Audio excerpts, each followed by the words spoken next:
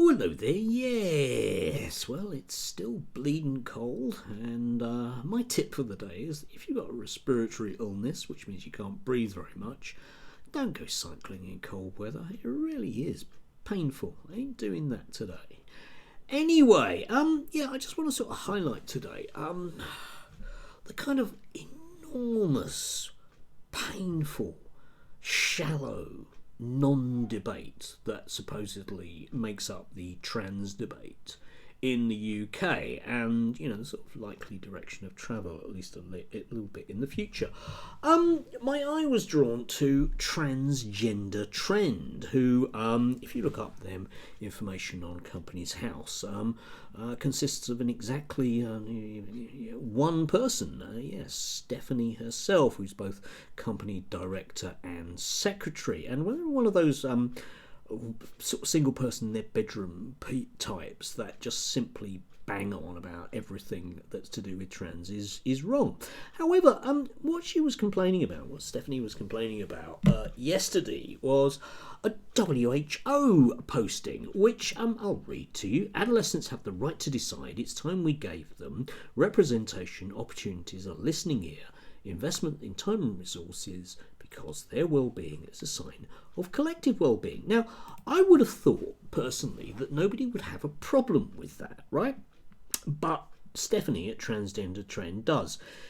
This sounds more like the comment of an immature adolescent than the considered view of an adult, which got me thinking to, those kind of legal requirements, because one of the things that anti-trans, if I can be as polite as that about it, people in the UK bang on about, is how much we need to centre the child in the debate on trans. And yet, Stephanie at Transgender Trend is obviously very much not aware of very basic precepts in British law. Now, back in 1989, the WHO issued a new Declaration of Rights of the Child, sort of human rights declaration, but specifically about children, and that became in England and Wales, and I believe at the time Scotland and Northern Ireland too, the Children's Act of 1989, which is the basis for pretty much all of the legal stuff that happens in terms of safeguarding children. Just a tiny little bit of information there for Stephanie. So yeah, it's obviously the deranged ramblings of an adolescent. But anyway, Article 12 is actually my favourite article whenever I'm talking to young people about their rights in law. I always like pointing out Article 12, and I will read it. This isn't it verbatim. It's slightly longer in the actual paperwork. But Article 12 says that every child has the right to express their views, feelings and wishes in all matters affecting them, and to have their views considered and taken seriously.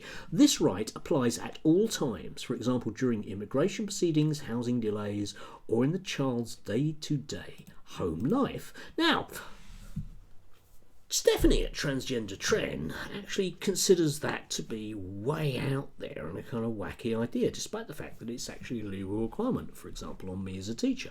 I have to listen to young people. I don't have to do anything about it. I just have to listen to them. That's the legal requirement. And I can dismiss what a child's saying to me because they are a child.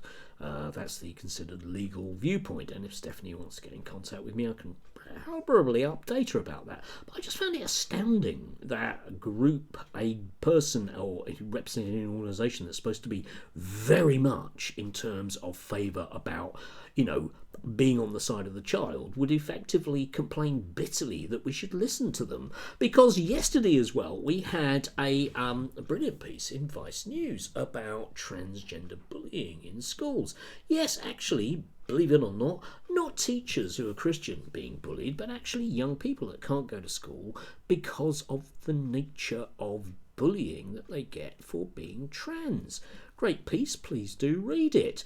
I think it's worthwhile listening to young people, isn't it?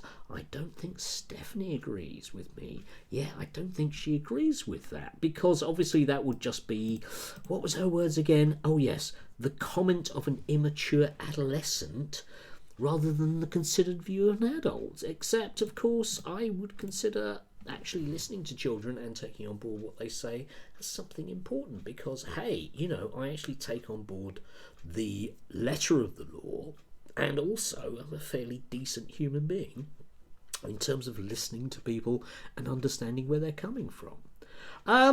We have further jumping up and down stuff in the British media about the government's new guidance. I use the phrase very, very lightly because the Daily Telegraph and other people have been suggesting that magically the government's guidance, which is a consultation paper, has morphed in various anti-trans, if I can put it as lightly as that, organisations' views. I can call them organisations because they've got 3 people in them, maybe if you're lucky, Sex Matters. Anyway, have morphed now into something that has to be obeyed, rather than merely being a consultation and exercise, which is something that perhaps might be not be the considered opinions of a mature adult, but rather the ramblings of an adolescent, I would suggest.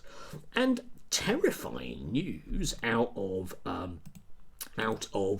Florida yesterday was that it's been proposed that they introduce a bill which will make homophobia, or accusations I should say, of homophobia and transphobia punishable under law. So in other words, if you don't like being treated like dirt because you're a gay person, the person that's doing it can sue you if you make a fuss about it. Yeah, that's the considered views of a mature adult, isn't it? That's where we're headed, guys, okay? There are plenty of people in this country, because of their vehement hatred of a tiny group of people. Yeah, I'm talking about you, Graham Linehan. Because of that, they want things like this to come here.